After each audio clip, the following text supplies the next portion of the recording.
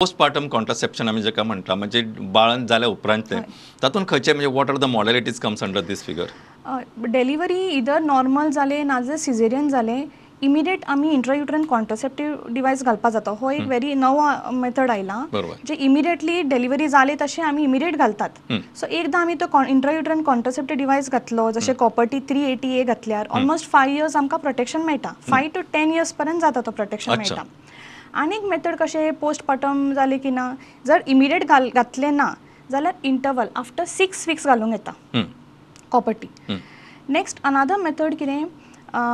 for a short period of time may be barrier method as a condom use करूंक येता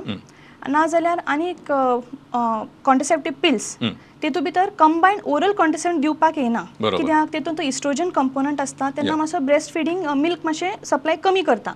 त्या खातीर नवे टॅबलेट्स येयला जेका प्रोजेस्ट्रॉन ओनली पिल्स म्हणटात ते घेवपाक येता